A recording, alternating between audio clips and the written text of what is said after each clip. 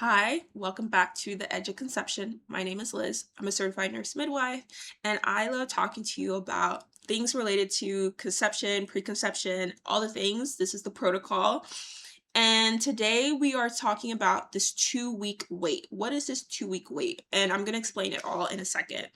And before we get into that, if you want to work with me through a coaching container and experience, you can find the links down below for Edge, Plunge, and Drench.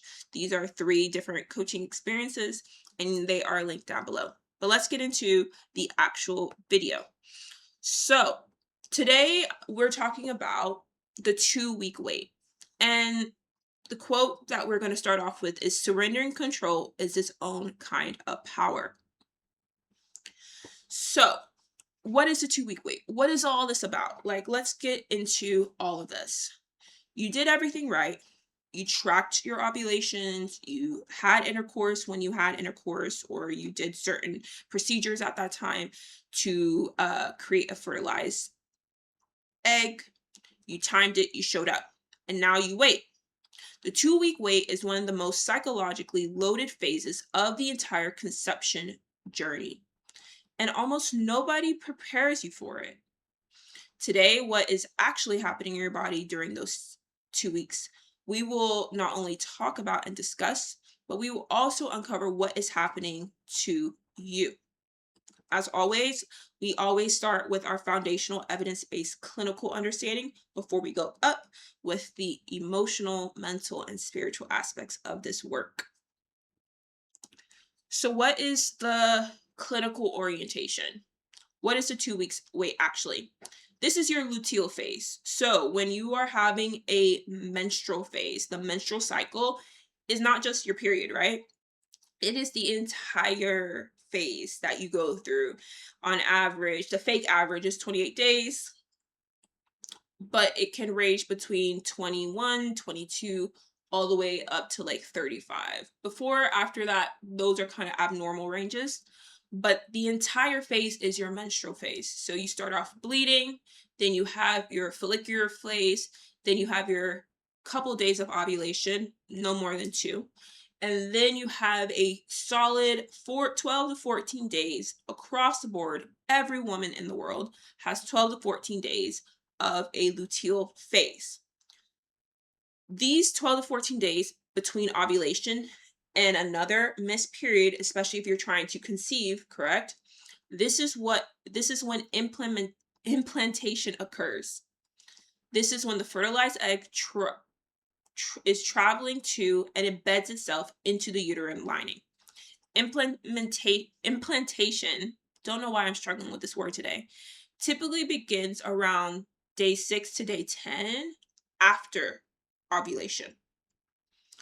The body won't produce enough detectable pregnancy hormones, usually what we test is HCG, until the end of this window, which is why testing really early, testing immediately after intercourse or a couple days after, um, is usually very unreliable with the results. What is your body doing hormonally? Hormonally, progesterone rises sharply after ovulation to prepare and maintain the uterine lining for a possible fertilized egg. Okay. Cortisol and progesterone share the same hormone precursors. When the body is under sustained stress, however, cortisol production competes with the progesterone directly, which can then cause some issues with that high progesterone level that's needed to maintain the uterine lining and maintain this possibility of pregnancy, right? Research confirms the stress response is amplified during the luteal phase, especially when women are going through fertility journeys or fertility work. The same stressors that are manageable before ovulation hits harder at this 12 to 14 day window. That's not just a sensitivity issue, it is a biological issue. What the research documents about the psychological experience of this 2 week wait is that it describes in infertility literature as one of the most psychologically distressing phases of trying to conceive. Women report it as uniquely isolating because they are monitoring every symptom without confirmation, without clinical contact, and with nothing but their own thoughts to kind of stay with them. And studies on women undergoing fertility treatment show anxiety is highest in this waiting period, not during the treatment itself. So, science overall gave us the biological built in standard of this weight, right? Your luteal phase is this weight. This 2 weeks where if you're trying to conceive, you ovulated, you're waiting now to see if your period's going to come back in full swing, and then you know that you are not pregnant, or if you're going to have a missed period, and then the weight continues to hopefully still have a viable pregnancy. Science already did that for us. What it didn't do is document what a woman does to herself in the silence of those 2 weeks and whether any of it was ever in her control to begin with. So let us get into the actual deeper work of the mental, emotional, and spiritual ranges of this all. Mentally, you have been running a constant internal audit. Every sensation, every twinge, every shift, these are all internal audits. You are just collecting these like infinity stones for Thanos' little thing. The mind that cannot tolerate uncertainty will manufacture certainty. Either the certainty of dread or the certainty of hope. Both of those sound great, right? Both of them, like, everyone has a preference towards being more hopeful, be in hope, be anticipatory in hope, like be in that like goo goo gaga, like yes, everything's gonna work out for me. Yes, yes, yes, yes, yes. Versus, being in dread. But I'm gonna like push us beyond that point to blatantly say, or bluntly say, excuse me, that both of these are exits from your present self.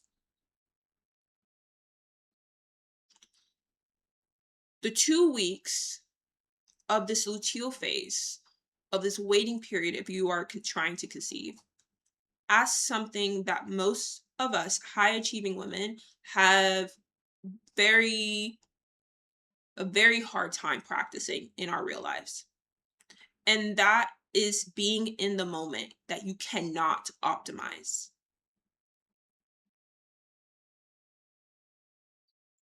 The certainty of choosing to, well, I'm going to be hopeful, I'm going to be or I'm going to be in dread, and I'm going to be anxious, and I'm going to do this, right? You are manufacturing a new set point for yourself, because the present set point of being in the moment is so foreign to you, and you cannot optimize it. You can't make it better. You cannot make it worse. You can't move. Doing this in practice, being in this moment in practice, being here, if you're going to describe it as being stuck, if you're going to describe it as being held hostage, if you're going to describe it as, well, I'm in like la la land here, right? But I feel like stuck is the most vibrant word to come out. That is your edge. You cannot optimize stuck. Yet, built in biologically, built into the process, this 2 week waiting period is your fundamental stuckness. We talk about optimization, we talk about, growth, we talk about hustling through it, we talk about all these things, right? I love that stuff. There's some things, and this is one of those things, that to optimize is not an option. The option is to be here, still, here, angry, here, sad, here, to be here, versus creating certainty of, oh my God, I'm going to be in dread. Oh my God, I'm going to be in hope. Let's be here. And that's hard. That's difficult. That is not feel good energy at all. But that is what is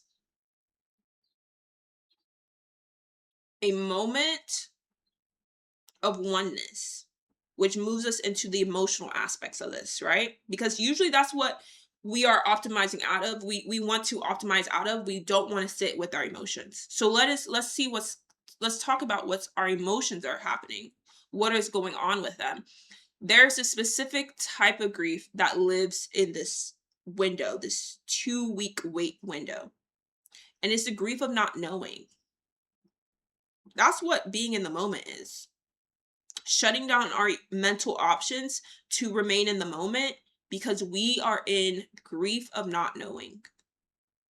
We're not experiencing a grief of loss. We don't know that to be true. It is a grief of suspension.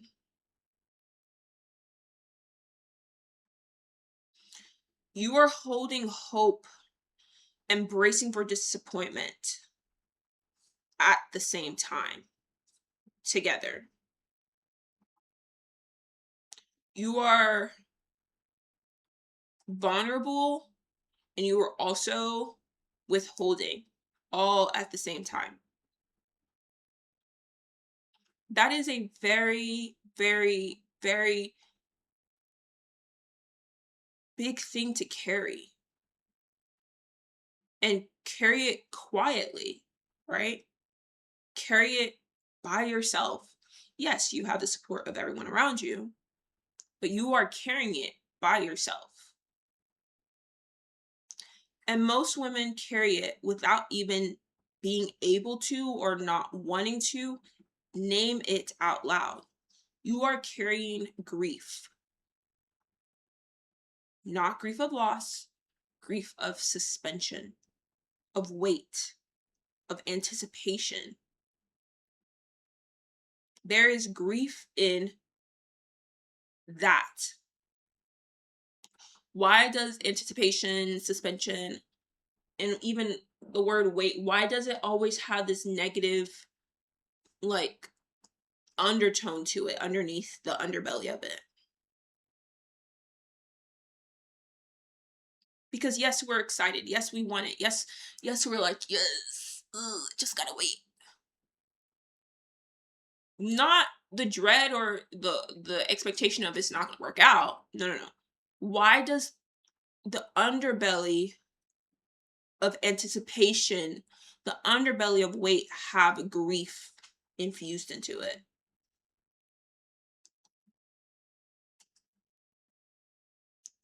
And I think that moves us into the spiritual aspects of this. There's a point in every process where you have done everything you can do, and what remains is not in your hands. That's the grief. You are no longer in control. You're no longer the almighty. You're no longer in charge here. You have to pass it on. Pass it on to whom? You don't even know. You don't know. But you can't hold on to it anymore. It's no longer in your hands. That is the grief of anticipation. It's no longer in your hands. And as a fellow control freak, right? As a fellow person who has been drilled into my every mindset, if you want it, you got to go get it. You have to control the narrative. You got to do stuff for yourself, right? Like most of us high achieving women, like most of the ways that we were trained, not only academically, but also in our career and also fundamentally in ourselves, even in our childhood, right? When things are not in our hands, We either do two things: become anxiously, overly micromanagement type of I need to see it all. I need to see every little moving piece. I need to be there. Hunker down. Or, like I do, take on a very distasteful detachment. Oh, I'm not in charge. You don't want my input, right? Not that they don't want my input. I'm just no longer in charge of this. I don't care, right? That's the detachment. That's the edge. That's that. Oh, I'm over this. I'm totally over it. Either we're like this or we're like this. Why can't we just be here? Because it's no longer in our hands. And there's a grief to that. There is a missing out, a deep FOMO of, well, if I'm not involved, if I'm not there, if what is this supposed to do? Like, is it gonna work? And then we are confronted with trust. We're also confronted with faith. It's like a ding up. Trust in the people and things around you, right? That you've set out a good team. But also faith. Most high achieving women don't have that. Trust and faith are lacking. Totally. We trust ourselves, right? We trust ourselves. We have faith in ourselves. No, we have faith in our go-to can get her done type of attitude. That's what we have trust and faith in. But do you have trust and faith out there beyond, not involving you, not with self? No, you do not.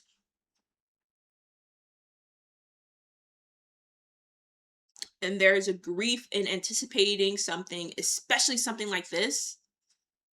But you probably experience this level of grief of anticipation, this grief of suspension in other areas of your life, maybe not as important when it comes in regards to a child and a pregnancy that you want, but you have experienced some level of this grief because it's not in your hands and you don't trust and you lack faith. That's basically it. That is where the edge of you end and something larger begins. Being able to be aware of this is not a weakness. It is a reality, but it is not a weakness. Nothing's a weakness. I don't always believe like everything's a lesson, right? Things are just information. Right? Let's keep it neutral. Things are just information. Good or bad information, we can go down that road piece by piece, right? But things are just information. This is not a weakness. Objectively realizing that you do not have trust if it does not involve you every single day, your sticky hands in the pot. If you're not there, you don't trust because you don't have faith.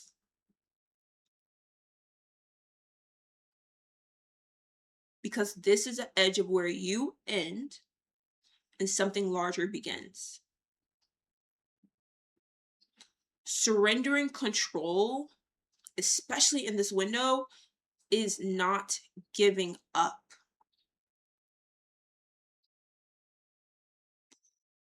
It is the most sovereign thing you can do. Trusting that you have prepared the ground. You did your part, right? You did your work. You did your piece. And now you're going to let it grow. Let it grow, one, because that's what it's supposed to be doing, all right? But also deep down below that, because you trust in your process and you trust in the process. You trust yourself and you trust this. You don't have just solo internal trust. It is I trust myself, but I also trust this. I trust the people. I trust the things. I trust the biochemical compounds. I trust the hormones. I trust the timeline. I trust because I have faith. Because I have faith. It's something that I may not be able to name, and something I may not want to ever believe in again. It's something that I have true robust relationship with, right? Whatever that faith is that you have in whatever, you have faith. And now you let it grow. So some reflection questions. The first one is, what am I making the weight mean about me? And is that actually true? The second question, where in my life have I confused controlling the outcome with becoming responsible for it? And the third, what would it feel like to be fully present in this 2 week window instead of bracing against it, clenching against it, being certainly hopeful or in dread? Learning to be present in the moment, especially the moments you cannot control, that is identity work. And that is exactly what Edge is built for. And you can find the link down below. So, in closing, the 2 week wait is biologically, psychologically, and deeply personal.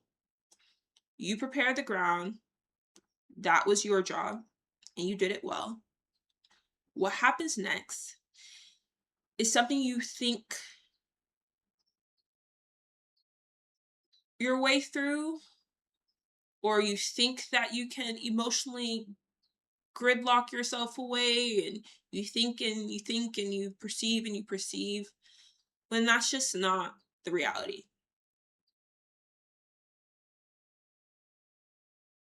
The reality is present driven, grief a suspension,